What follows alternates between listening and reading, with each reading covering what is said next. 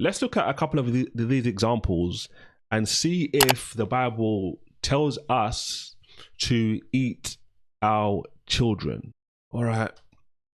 Let's read Jeremiah 19. And I will cause them to eat the flesh of their sons and the flesh of their daughters, and they shall eat every one the flesh of his friend in the siege and straightness, wherewith their enemies and they that seek their lives shall straighten them. Right? Okay, so this is the first quotation which has been presented. Does this passage, and feel free to put it in the chat, John and anybody else, does this particular passage here say that God is telling us to eat our children?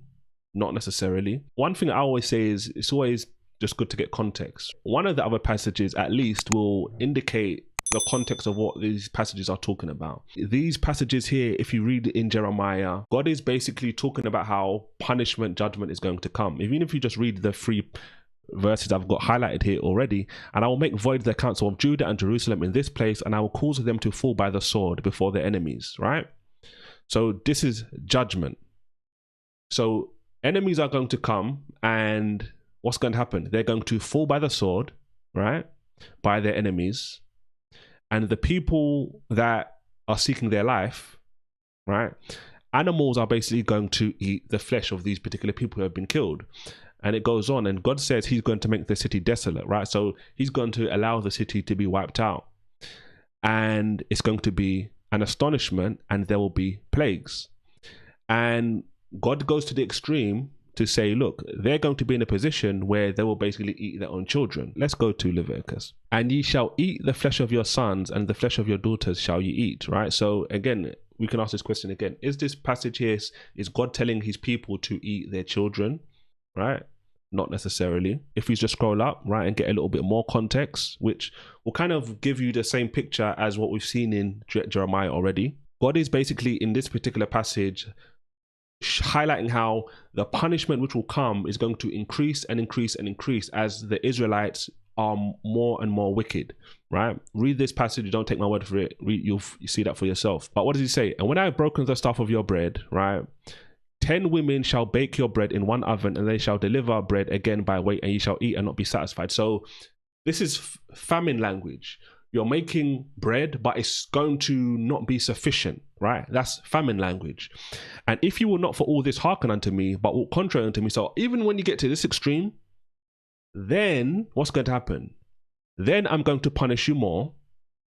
This is what it says. I'm going to chastise you 7 times more. And if the bread you were eating, right, going back to verse 26, wasn't sufficient, you were already lacking then, right, which is famine, you're going to be in a position where you eat your children. And it goes further. Now we can go to Deuteronomy, and thou shalt eat the fruit of thine own body, the flesh of thy sons and of thy daughters, which the Lord thy God hath given thee in the siege, notice this, and in the straitness, wherewith the enemies shall distress thee. So for anybody who hasn't realized up until this point what this is basically talking about, what would basically happen in ancient times when it came to war, the enemies would basically come and they would surround a city, and they would basically cut off the water supply, and ultimately what would happen is they would starve you out. You would have no water supply, so only the water you had in your dwelling region was what you could use. And ultimately you wouldn't be able to get access to your crops, which would be planted on the outside in the plains. And what would basically happen next is you would basically go into a famine. You would run out of food. So imagine you're in a situation where you have no more food. You run out of food because weeks and weeks and weeks and months and months and months, however long you could last, then your food would be gone. And what happens after all of your food's gone, or after all of your drinks gone, all of that kind of stuff? People turn to cannibalism. And that is the point. If you read this passage as well here in Deuteronomy, just like I said in regards to Jeremiah and in regards to Leviticus, the point God is making in Deuteronomy 28 is a famous passage in regards to God bringing curses upon his people for not obeying, right? So he goes on, and this is basically the climax.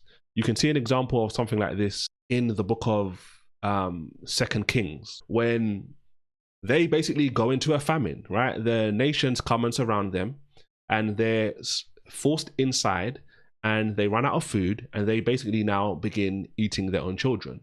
So it's not that God is saying, look, go and eat your children, this is a good thing, etc., or anything along those lines.